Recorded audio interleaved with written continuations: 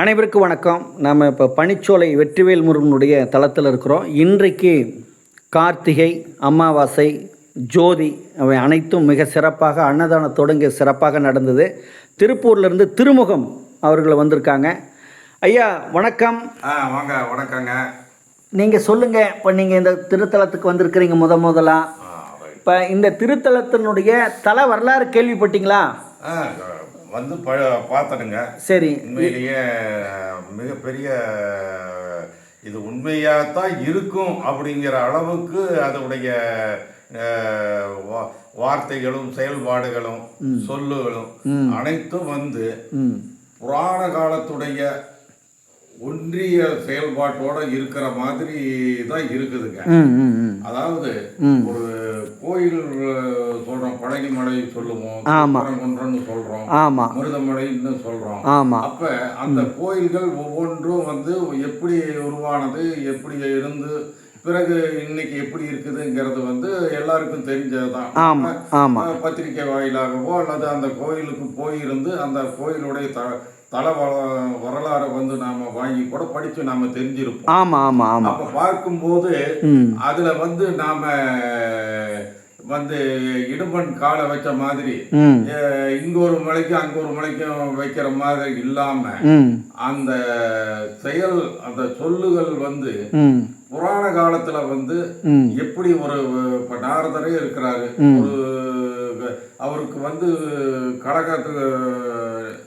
கழகக்காரர்னு ஒரு பேர் உண்டு அவருக்கு. அது மாதிரி அந்த பேரு அவர் ஏன் அந்த பேரு உருவாச்சு, அந்த செயல்பாட்டில் அவர் இருந்துட்டு இருந்ததுனால தேவர்கள்லாம் அவங்க அப்படி சொல்றாங்க. அது போல இந்த வந்து நம்ம இந்த பனிச்சோலை முருகருடைய வரலாறு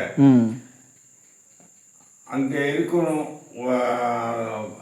அங்க இருக்கக்கூடிய பெரியம்மா ஒண்ணு தான் தனியாக நின்று அந்த மலைய பனிச்சோலையுடைய கோயில முருகருக்கு தன்னை அர்ப்பணிச்சு உருவாக்கி அந்த உருவாக்கினதுடைய கோயிலுக்கு நான் வந்து அந்த தலவள வரலாறை பார்க்கும்போது, அதாவது முருகர் வந்து கோவிச்சுட்டு ஞான படத்துக்காக கோவிச்சுட்டு போனாருங்கிறது அனைவருக்கும் தெரிஞ்சதுதான். பிறகு சிவன் பார்வதி எல்லாம் போய் விநாயகரெல்லாம் போய் அவருக்கு சில புத்திகளை சொல்லி இதெல்லாம் வேண்டாம், எல்லாம் ஒருங்கிணைஞ்சு வாழணும் அப்படின்னு சொல்லித்தான் எல்லாம் பார்த்துருப்போம், படிச்சிருப்போம்.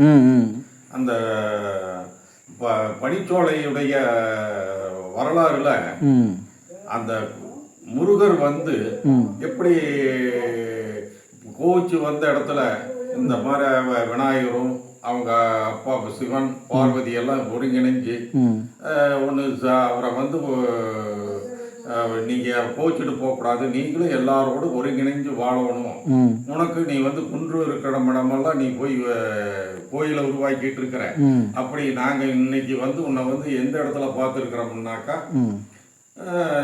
சித்தர்களும் மற்ற தேவர்களெல்லாம் தவம் இருந்து கூடிய கன்னிமார் பாறைக்கு பக்கமா இருக்கிறதுனால நீ இந்த இடத்துல வந்திருக்கிறன்னு வந்து சொல்லும்போது நாங்க வந்து இந்த இடத்துல நாங்க அங்க அங்க ஒரு பெரியம்மா ஒண்ணு இருக்கிறாங்க, சரஸ்வதி அம்மான்னு, அவங்க மனசுல கொண்டு போய் நாங்க இத சேர்த்து உனக்குன்னு இந்த இடத்துல ஒரு பெரிய ஒரு கோயிலை உருவாக்கி நாளைக்கு மிகப்பெரிய கோயிலா அதை வந்து அனைத்து பொதுமக்களும் வந்து கும்பிட்டு போற அளவுக்கு அதை மிகப்பெரிய கோயிலா உருவாக்கணும்னு ஒரு அவருக்கு ஆசீர்வாதம் பண்ணி இருக்கிறோம்.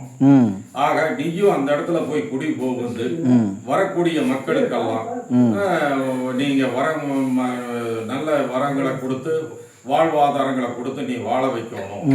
நாளைக்கு வந்து இந்த பனிச்சோலை முருகர் இந்த இடத்துல இருந்து எல்லா மக்களுக்கும் வாழ்வாதாரத்துல மிகப்பெரிய சீரும் சிறப்புமாக கொடுத்தாருன்னு சொல்லி அங்கே உனக்காக பாடுபட்டு கொண்டு இருக்க அந்த அம்மாவுக்கு அந்த பேரும் புகழ் கிடைக்கிறதுக்கு நீயே வரம் கொடுத்து அவங்களுக்கும் அந்த செயல்பாடை மேலும் மேலும் சீரும் சிறப்புமா நடத்துறதுக்கு நீ அருள் பாவிக்கும். உண்மைங்க, உண்மை. அதாவது நீங்கள் சொல்கிறது 100% உண்மை.